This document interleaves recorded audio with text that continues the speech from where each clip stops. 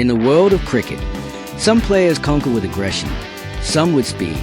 But Inzamam-ul-Haq conquered with calm. He wasn't loud. He wasn't flashy. He was simply unshakable. Because behind that quiet face and humble smile was a man who taught the world that true strength doesn't always roar.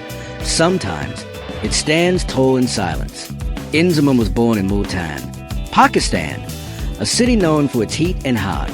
As a young boy, he wasn't the fittest, the fastest, or the most athletic. He didn't even look like your typical sports hero. But Inzamam had something special: timing. He could see the ball earlier than most. He could find gaps others couldn't. And he had a calmness that no pressure could ever break. His coach once said, "He may look lazy, but give him a bat, and he turns into poetry." In the late 1980s, while playing domestic cricket, Inzamam quietly made a name for himself. He didn't chase fame. He let his bat do the talking. And soon, destiny called. In 1991, he made his international debut.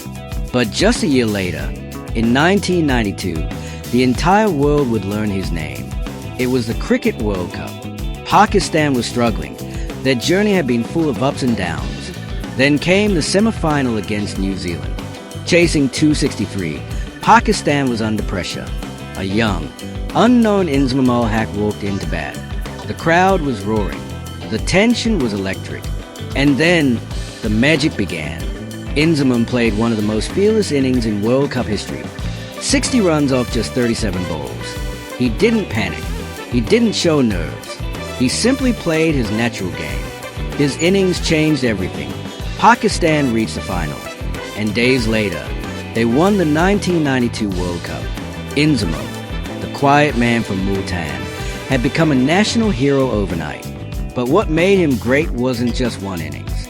It was how he carried himself through the years, through victories, defeats, criticism, and glory.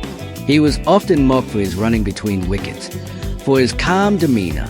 People joke about his fitness, but Inzamam never let the noise touch his focus. He once said, "Let people laugh. My bat will speak." And it did. Over the years, he became Pakistan's most reliable match winner. When wickets fell, he stood tall. When the crowd grew silent, he brought hope. He didn't just play for numbers. He played for moments that mattered. He scored over 20,000 international runs, led Pakistan with dignity, and guided a new generation of players with patience and grace. But what truly defined him wasn't just skill. It was faith. Through ups and downs, he remained humble, spiritual, grounded. He believed that success comes not from ego, but from inner peace.